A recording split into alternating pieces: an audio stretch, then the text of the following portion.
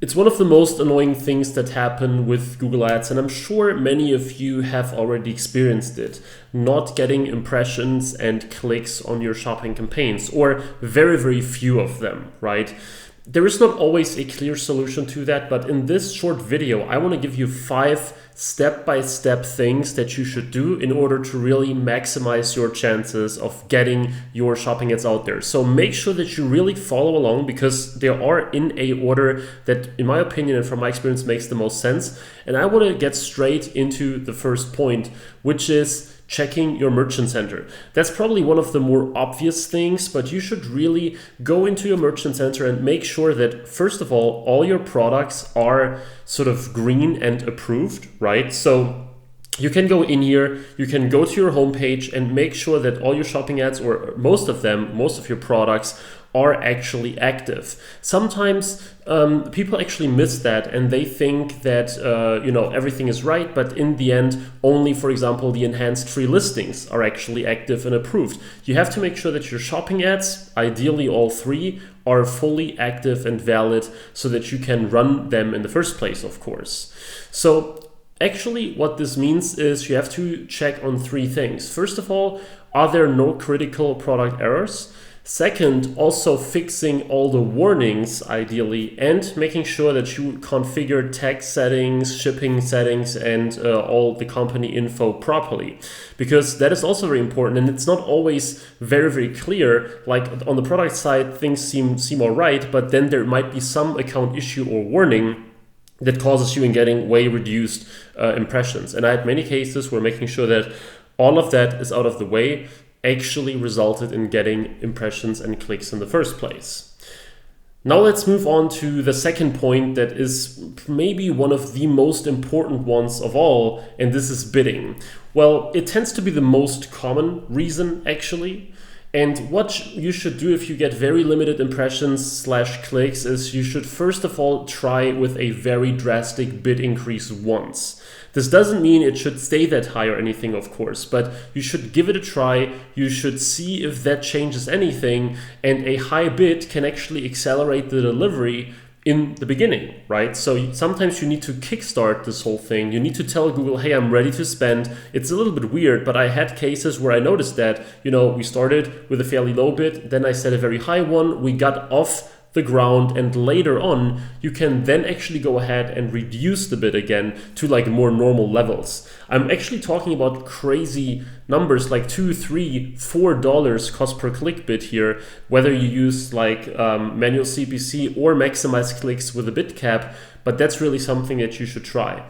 Also, if you use auto bidding, like target ROAS or maximize conversion value, how it's now called, you should actually consider not using a bid cap or, not using a target strategy.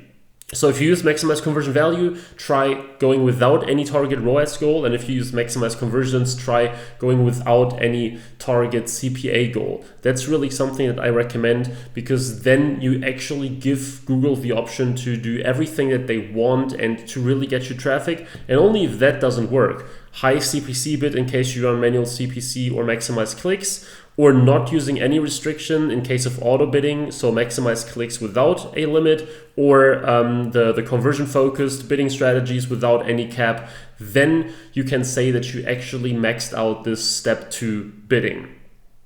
Now, before moving on to the third point, I just wanted to squeeze something in here as well, because I have a Google Ads checklist that I've put together, and basically on there, it's free. There are some points on that topic as well. Not specifically for it, but a lot of points that you can absolutely use for that. So if you want to give it a look, make sure to check the description. It's a free checklist. It has 45 steps of actionable step-by-step tips that you can just tick off and implement in your business. Very straightforward. Make sure to give it a look. And I don't want to stick on that for too long, so let's move on with the third step right away. We talk about feed optimization here. So if you have more relevant keywords, of course, it means that you have more volume, or that you can target more volume, right? So you should use the keyword planner to find more good keywords. And what are good keywords here? First of all, they are as relevant and closely related to your store and to your product as possible. And I will show you an example in just a second. And second of all, they have a lot of volume, right? So it should ideally be both. Of course, there are keywords that don't have that much volume, but if you use like multiple, then it can be absolutely worth it again. So make sure that you do that and that you have relevant keywords in your title, because the title is still by far the most important thing of your shopping listing, immediately followed by like picture and price. Picture is most important for click-through rate. Price, of course, is also very important, but that's like a bit difficult to adjust, of course, in a sort of realistic way. But the title is really key when it comes to getting visibility and volume. Even though Google technically knows what you sell because they crawl your page, like a very, very optimized title can mean 30-40% more volume, or sometimes even more if it goes from like very unoptimized to highly optimized. But it's important here that you don't stuff keyword too much, okay? So I see people like really hammering in dozens of words into a title. That doesn't really make sense. You should still design them with the end consumer in mind, because you don't want to read a title of 40 words and like numerous characters. You just want to, you want the title to be easily readable, but at the same time, you want to also somewhat design it for Google and use relevant keywords. So make sure that you do that, and I will show you an example right here. Let's say, for example, you have this very, very bad shopping title, right? That's an actual live ad that I've seen, floor lamp Fallon. What you could do here, for example, is you could transform this to modern standing lamp, living room light, metal silver, followed by the actual brand name here. Now, regarding the brand name, if you are the reseller of a very sort of famous or popular brand like Nike or Apple or something, let's say you have a store reselling brand products, then you might want to consider putting the brand name to the front, right? Because people actually search for that. They search for Nike, they search for Apple, they search for Samsung, they search for whatever, but they don't search for like very small, rather unknown brand names. So if you are a dropshipper, or if you sell less common, less popular brands, or your own, and it's still very small, then consider putting it towards the end, because it's not that important for ranking properly and getting more volume, but you still may want to have it somewhere on there. That's just one example. It could be even more than that, 70 characters, 100 characters, something like that is all fine, as long as you have relevant keywords in there. I have product listings for clients where I probably have 5 or 6 words more than what you see here, I guess. But the point is, use things like the key features of the product, right? So if, let's say, you have a lamp that is that has, I don't know, Bluetooth or internet connection, or works with Alexa or something like that, then you could put it in there as well. So you should talk about the product. You may want to talk about the material, like potentially who that's for. If you sell fashion, for example, you could put the gender in there. That makes a lot of sense as well. As I said, materials and key features. That's really what you should put in the product title, so that it gets more volume and that it attracts more relevant customers. And that's a very important point as well. So then the number 4 here is try other and use other campaign types. What this means is, let's say you have a standard shopping campaign, it just doesn't generate any volume. Try putting it to smart. I have a very recent example of that. A client of mine couldn't get a campaign to actually run properly. Like, it was getting almost no clicks, not 0, but like 5 clicks a day, 10 clicks a day, 8 clicks, even though the budget was set very high and the bids were also fairly high already.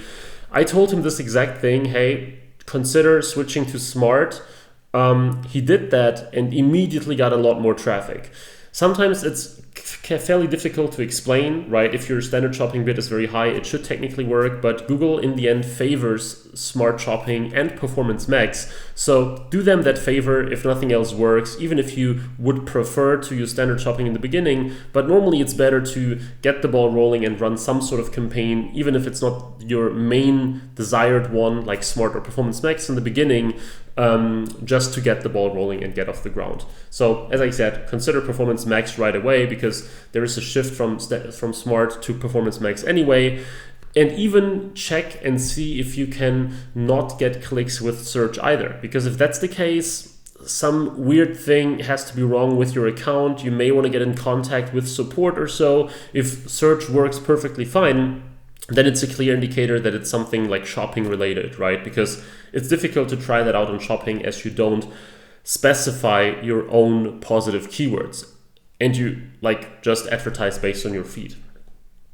And then number 5, sort of the last resort, if you want, is just resyncing your products to Merchant Center. So do a fresh start on Merchant Center, right? Resync your catalog, whether you do it through an app like on Shopify, which is most common to use, one of the many feed apps out there, or manually, or through Google Sheets, or by fetching data regularly, and then wait like 2 to 5 days after full approval. Sometimes things just take long. And that's also the essence of this video. Yes, if you go through all 5 steps, there is a fairly high chance, pretty high chance, I would say, that you see actual volume, right? And that you see an improvement, because I've done these things over and over again in dozens and dozens of accounts. But of course, there's never like a 100% guarantee. So the thing is that after you've done everything, you still want to give it some time and wait.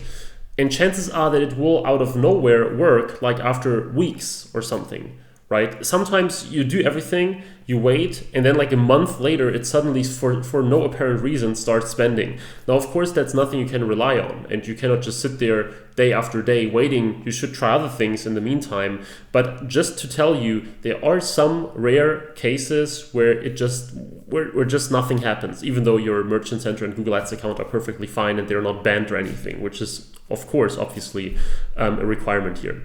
Anyway, I hope this was helpful. I hope you will try these 5 steps to fix this. Let me know in the comments if you tried it and if you still have these issues, or if if one of these steps was new to you and now you sort of have new confidence that you will be able to get your impressions, get the impressions that you wanted. So let me know in the comments what your experience with that dreaded and annoying problem is. If you enjoyed this video, please leave a like, please subscribe for more Google Ads and e-commerce content.